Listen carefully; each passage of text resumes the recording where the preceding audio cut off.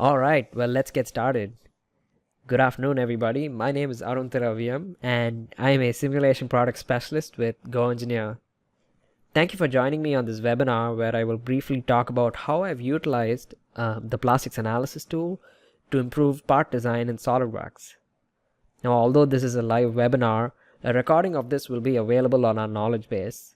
Now, you can get to this from our YouTube channel or from GoEngineer.com. Now, as I said before, today we will be talking about Soderbergs Plastic. So what does this tool do? It's really a virtual injection molding tool that tests your parts for manufacturability. You're able to determine both structural and aesthetic defects associated with the injection molding process and make design and process changes accordingly. You can input gate locations, the plastic material, and various other parameters to simulate the injection molding process.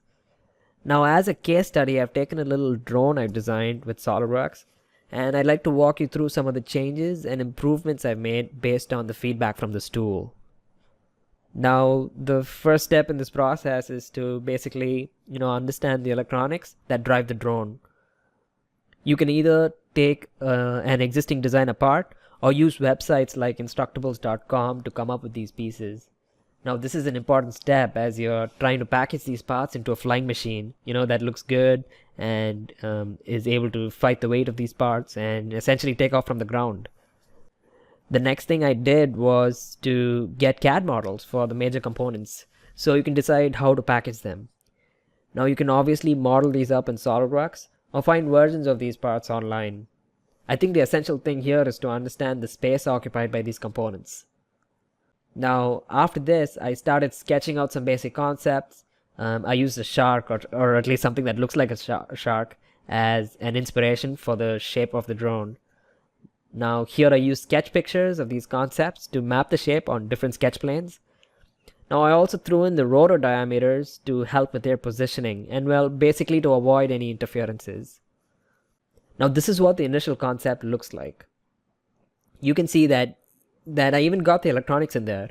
I intended this part to be a 3-part drone with an upper body, a lower body, and a wing, if you will. I needed to test these parts for both manufacturability and strength, essentially. Now, for the design criteria, I had 3 things in mind when creating the part. Uniform wall thickness, of course, this is the cardinal rule for plastic part design. Smooth transitions to ensure good flow through the mold cavities. And of course, minimizing the number of cores in the tooling. A 2-part mold would be ideal, but isn't always possible unless you make a few modifications to the design like slots and holes. It is also important to keep in mind that any design change you make, you wouldn't want to compromise the strength of the design. You'd want to make sure that the component is lightweight. So I threw on those factors into the design process as well. Now, while our plastics analysis tool is divided into 3 tiers, I'm going to go over how I use some of these capabilities in each tier to improve both the design and the process so I'm able to get a good final part. So I'll start with the upper case for the drone.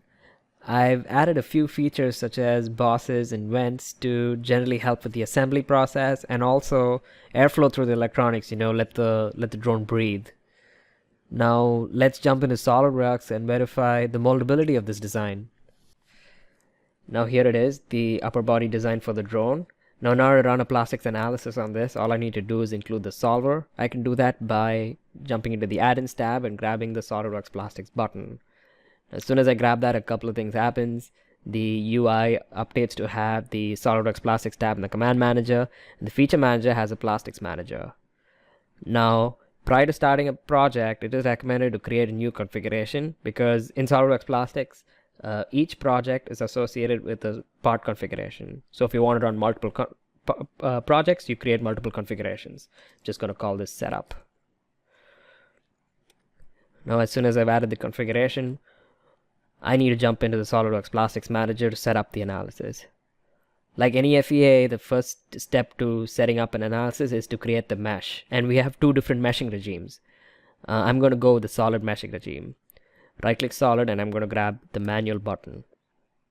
As soon as I grab that, you have to go through a series of menus in order to apply a mesh density and create a solid mesh for the model. Now in this menu, you typically select if there are other injection molding elements such as runner cooling system or the virtual mold that you'd like to include in the analysis. Here we'll just run the part as is without any of those elements. Typically, what you do for a first run. Next, based on the different elements you include, these elements are essentially populated in this list. Since you have just one element here, you see it show up as a cavity. Now this is where the fun starts. Here you assign a global element size and any local refinement that you need in order to improve some of the features, some of the features in the model. Now, for instance, the solver has auto predicted a global element size of about 0.09 inches. Now I'm just going to hit mesh and see how that plays out. Now as soon as I mesh the model with that density, you can see that the element distribution is a little too fine. You probably don't need such a high element count for this preliminary analysis. So what I'm going to do is I'm going to go back and reset the mesh size. I'm going to set it to say 0.2 inches and I'm going to remesh the model. Now remeshing the model, you can see that most of the element is coarse, which is good, but what we've done is we've sacrificed resolution in areas around the vent and also these boss features. Now with this software, what we can do is we can do two things. We can automatically get the software to refine those critical geometry, and we can also assign smaller element counts in specific areas. For instance, in the gate area, I'd like to specify a smaller element size. So I'm going to go in and select the split line associated with the gate, set an element size of say 0.025 inches and assign. Now once I've done that, since I have the automatic and assign size option selected, hitting the mesh not only refines the area around the gate that I've just selected, but it should also capture all the complex curvatures, all the areas with complex curvatures. And there you go. Now you have a nice and balanced mesh distribution with minimal interference from your side. Now as soon as you finish the surface mesh, you go on and you investigate the quality of the mesh. This summary essentially gives you an idea of the aspect ratio and the water tightness of the mesh model. Now if there are any problems in the previous menu, you can use this little menu in order to fix the mesh distribution or the element quality. Now since we have a good element quality, we can go ahead and start with the solid meshing process. Now the solid meshing process is really simple. You just need to grab either the tetrahedral or the hexahedral type. The tetrahedral tends to be the more popular option. And as far as tetrahedral goes, there are two subtypes. Again, the hybrid tends to be the more popular option. Now as soon as you hit the create mesh button, what happens is there's the software creates the elements within the volume based on the surface mesh that you've created. Now you can also study this mesh by moving around these sliders. So you take a slice and look at the element count.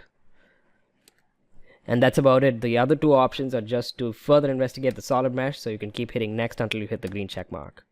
And that's about it. We have solid mesh the model. Now this should open up the tree for you to input the process parameters in order to run the analysis. Let me quickly clear the filter here. Alright, the next step is to display the mesh and apply material properties. Now with SolidWorks, you have a material database that has over 4,500 materials. Now searching for these can be a little tedious, but we actually have a search option that you can use to specify the material group and any other criteria that you'd like from the material you're injection molding. For instance, here I want to look at an ABS material that has between 10 and 40% fiber content.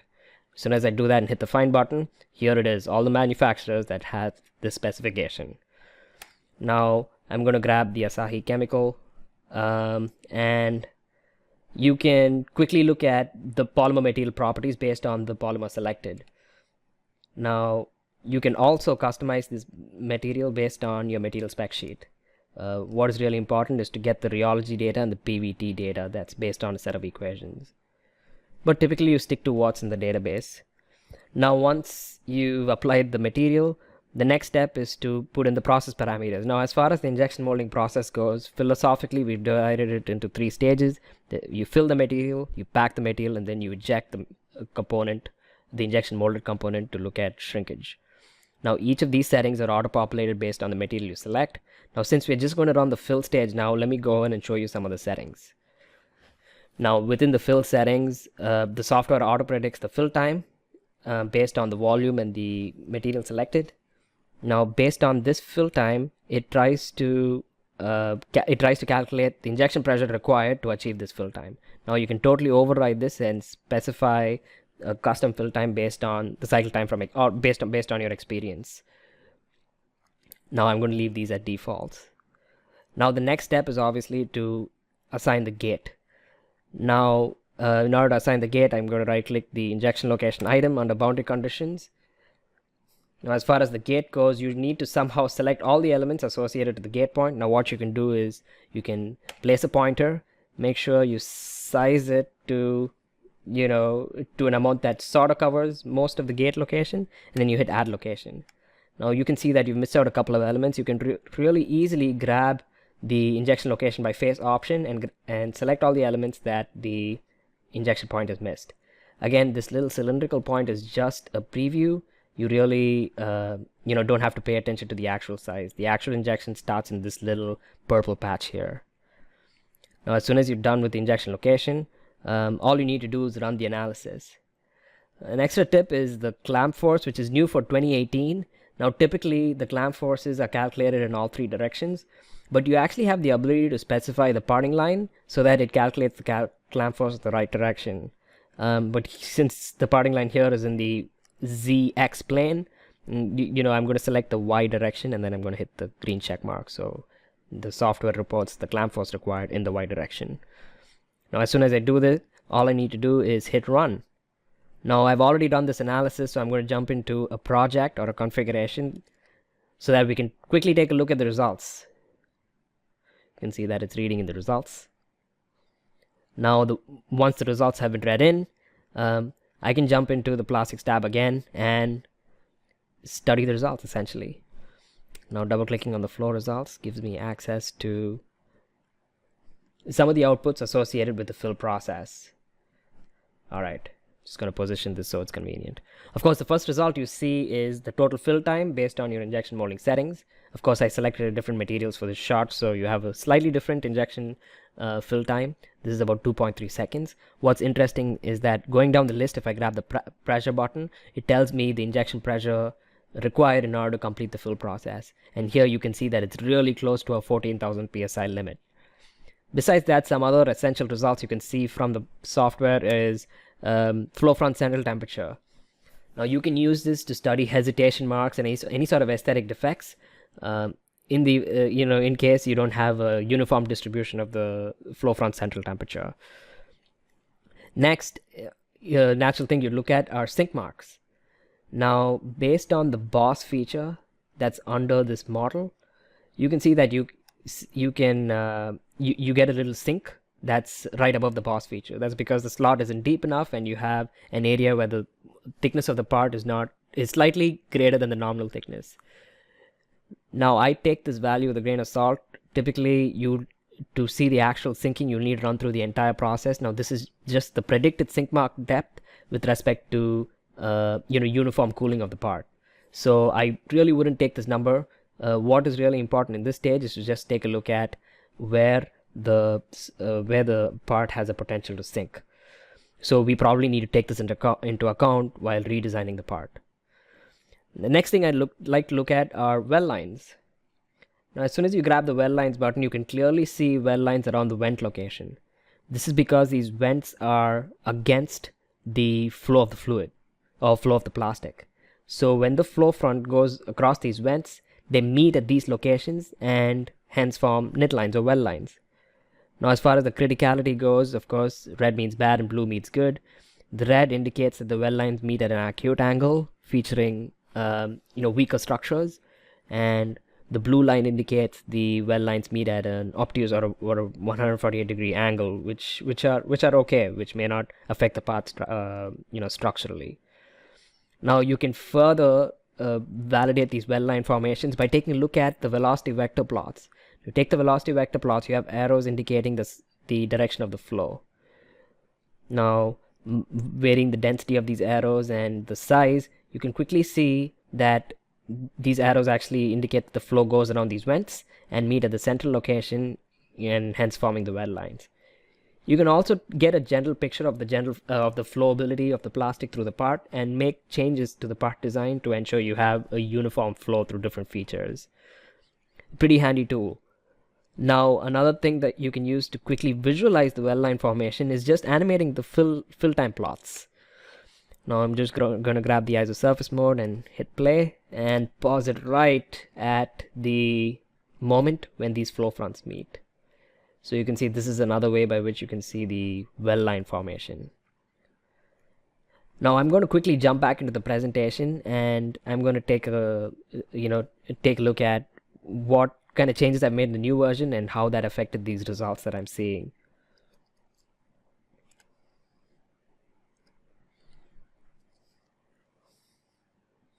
Alright, jumping back into the presentation. So in version 1 of the design, you saw a sink mark at the boss. What I did was I increased the size of the slot in the boss, and that immediately alleviated that well line, the sink mark issue. Now, in later versions there is a later version of the part when I've actually significantly reduced the wall thickness, so that corrected the sink mark as well. So I just wanted to demonstrate how small design changes here can manifest itself in a pretty significant plastic result. Next, as far as the well lines are concerned, you can take a look at how just changing the orientation of the vents affected the well line formation. So in version 1, you can see the well lines form across the vent. In version 2, since the vents were aligned along the direction of the flow, you can see the velocity vectors are flow through the vents and only form well lines towards the end. So these kind of streamers aren't too much of a problem on your plastic part. They might feature as a slight aesthetic defect, but structurally it's really not going to affect those locations. Next, let's take a look at the injection moldability of the wing component, if you will. In the previous case, I took a look at the structural and aesthetic defects from the injection molding process, but here I'm going to focus on how I can optimize the cycle time with results I see from the software. Alright, I'm jumping into Soderbergs, and I'm going to open up the wing part. Yeah, I'm not going to go over the setup here. The setup is really similar to the previous component. I'm just going to directly go into some of the differences here in order to obtain the cycle time. Now, once I grab the mesh model button, you can take a look at the refinements I've applied on this part. As far as the materials go, I've applied an ABS material here. Besides the fill settings, an important step in this process is to apply the pack. Now, once I jump into the pack settings, there are 3 items you can assign. How long are you packing the part for? How long you're allowing the part to cool in the mold? And what is the pack pressure and the pack profile that you're applying to the part? Now, there is really no best practice for this. This typically comes just from experience or from your manufacturer's spec sheet on predicting what times to put here. Now, so for a first pass analysis, I just guessed a 10-second pressure holding time and a 50-second pure cooling time. Now for the cooling time, you can actually get results from the fill stage to take a look at what number to put in. For instance, if I just activate the flow results, that gives me the results associated with the fill process. There's a little tab that I didn't show you in the previous example, which is the cooling time tab. I'll let this load here. So if you select the cooling time button, it essentially gives you how long the part takes to cool when it's as soon as it's filled. Now you can see here that the cooling time is about 127 seconds. Obviously, whatever is close to the mold wall cools the fastest, and you can see that a majority of the surface is blue, indicating about a 3-second cooling time. Now if I actually take a slice across the part using the clipping plane options, now I can see what is really holding up the cycle time. Because of this little large mass of plastic over here, it's taking about 127 seconds to cool, increasing the cycle time by a significant amount. Now in order to simulate the pack process, I ideally should have put in 120 seconds, but I want to see how close, what were the effects of putting a short cooling time in the shrinkage and in the pack process. Now, Another set of results I can take a look at is the pack results. Once I've assigned the 10-second packing time and 50-second cooling time, as soon as I jump into the pack results, I'd like to take a look at a couple of things. The first thing is obviously the pressure at the end of packing. This typically follows the pressure profile that you've inputted in the process parameters. The next thing I'd like to look at is the temperature at post-filling end. This is typically the temperature at the end of the cooling stage. Now, when I reassign the minimum limit to 194, which is the transition temperature for the component, and I activate the isosurface mode, this quickly reveals the volume inside the component that is still molten, that's still not solidified. So this indicates that this area is probably going to be soft as soon as it pops out of the mold, and it's going to contribute to a significant amount of warping. Now, besides that, so you can use this to understand that your cooling time that you've input in the pack stage was not sufficient enough, so you can go back and increase that 50 second to 120 or 150 seconds or however long it takes. The next set of results that you'd really want to use are the density at the end of packing. Now this is new for 2018. Here you're able to see the uniformity or the non-uniformity of the pack density at the end of the pack process. So this, if you do not have a uniform distribution, the pack time may not really be sufficient. But here, since you don't have a significant difference, it's probably not. It's probably that the pack time was sufficient. Again, you should run a series of trials to see with different pack times to see if you can actually get a uniform spread, or if you need to make a drastic modification to the design to improve the pack density. Now another set of results you can use to improve your guess in the pack settings are the XY plot. The XY plot allows you to take a slice across the model, create node points, and probe results from those node points in terms of injection pressure and temperature.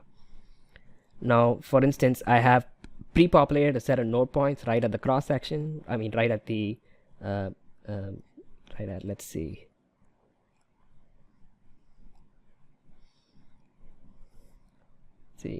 Right at the front plane, the XY plane, and I've selected a bunch of points. Now, once I grab the node temperature button, this quickly reveals the temperature change of each of these points along the injection molding process. So in the pack stage, while node point 5 cools the fastest, it falls below glass transition temperature in a matter of 5 to 10 seconds. You'll see the other node points that are closer to the center of the model in that plastic mass takes a lot longer. This is another indicator that 50-second cool time was insufficient in the pack settings. Now, if you'd like to add another node point, let's add 0.7, and you can see the XY plot update with the new point. Another result that you can use is the part mass result in order to guess the pack time. So we'd applied a 10-second pack time, and this indicates that the part mass saturates around this time. So we are good as far as the pack time goes. We just need to go back in and reset the cool time for slightly longer. Now, I'd also like to show you the third stage, although I wasn't really focusing on this. I'm going to focus on this on the next example, but the third stage is essentially the ejection stage, and all you need to put in is the ambient temperature of the environment this is about to be ejected in, and also the direction of gravity. As soon as you pop it out, if you're going to place it on a table, what is really that direction? Now, once you've done that, you can jump into the warp results and really take a look at what the final deformation of the part is after all the residual stresses and all the quenching stresses has changed the shape of the part. You can take a look at the total contribution of both the residual stresses and the thermal stresses, and you can take a look at the individual contributions as well. And here you can see that the residual stress has the most amount of contribution as far as the warping of the part goes. Now, besides that, if I exaggerate the deformation scale, I'm able to see what direction the part has a tendency to warp towards, and this is pretty logical because a majority of the unfrozen mass, if you will, essentially causes the part to warp, towards the center, towards the molten center. Now I'm going to quickly jump back into the presentation and walk through some of the design changes I've made in order to improve the cool time. Now the first result we saw was the melt volume by adjusting the temperature at post-fill plot. This indicates that the cool time, our initial guess for the cool time, was insufficient. Now here you're actually looking at a plot where the cool time was updated to about 120 seconds or 150 seconds, and you can see that that still wasn't sufficient in order to bring the part below crystallizing temperature. So what I did was I made a minor design change. I ribbed out even this thick section of the wing. Initially I left it solid because I wanted to add some rigidity to the wing, because when I placed the motor and I applied the thrust force, I didn't want the wing to deflect too much, so I left it solid. But I took a chance in order to save some time in the injection, save some cycle time, or in order to reduce the cycle time, I decided to remove that mass and apply a ribbing configuration. Now the changes between the two versions, I obviously got a better pack density because of the uniform volume throughout the part. And the cycle time was significantly reduced. Again, significant reduction is an understatement here. It started off at 120 seconds, but then once I made that change, I was able to cool the part in about 12 seconds. Finally, I took advantage of the integrated FEA tool called SOLIDWORKS Simulation in order to take a look at how this significantly affected the structural strength of the part given the thrust forces from the rotor. See that initially I had about 4.2 millimeters of displacement, but changing the ribs increased the displacement to about 4.9, which is about 20 thousandths, which isn't too much of a difference, so I decided to go with it. Now I showed you some of the warp results, and I want to go over how I use those warp results to improve the design of the base. Now you can see, as soon as you look at the base design, you can see the first mistake I made, which was to design it as a flat component. Now designing a flat plastic part, has never worked out. You actually have to put in indents or ribs or curvatures so that the part has inherent resistance from warping. But anyway, let's take a look at some of the results I got from some of the warp results and how I use those warp results to improve the part design. So of course, initially when I ran the injection molding process here, or the injection molding analysis, the part warped, and although the warp wasn't significant, the problem was the warp direction was unpredictable. Now based on different gate locations, I got warp in both the positive and the negative Z. So this was kind of a strange. This ended up in a strange shape. So my first round of design improvements was obviously to put in a rib at the bottom to add additional stability to strengthen the part. Now, as soon as I did that, it increased the total warp displacement, but it made the warp a little more predictable. It always warped away from the ribs. Now on further analysis, what I did was I changed the rib design to include these fingers at the end of the rib. Now those fingers served twofold purpose. The first purpose was to obviously increase the strength offered by the ribs, and the second purpose was to uniformly distribute the flow before they hit both the ends of the part. Now making this change reduced my warpage from 230 thousandths to just 60 thousandths. Now the key differences between the two designs, besides the rib change, was how the part actually filled. So I moved the gate location to be slightly away from the center of gravity, and in spite of that, in the first design, the tip of the little base filled a lot faster than the rear of the base, so there was an inherent imbalance in the fill of the part. But once I added the fingers, both the tip and the rear of the part filled at the same time. So that seemed to have a significant effect in the shrinkage of the part, and that made me significantly reduce the warp displacement. Well, just to summarize this presentation, we went over 3 cases where I showed you how I can use each stage of the injection molding process in the analysis tool to make intelligent design changes in the part, to make them better at manufacturability and better at general structural design. So we went through a part and a process improvement through this analysis process. We were able to reduce aesthetic defects, optimize cycle time, and also reduce the shrinkage of the part as soon as it popped out of the mold. Now, just to give you an idea of the tools I've used in order to run a couple of these analyses. Now, SOLIDWORKS Plastics is also a 3-tier product, much like most of our other modules. The standard module lets you simulate the fill process and the defects associated with it. The professional module lets you simulate the pack process and also multi-cavity mold layouts. Now, the premium tool lets you simulate the warpage during the ejection process.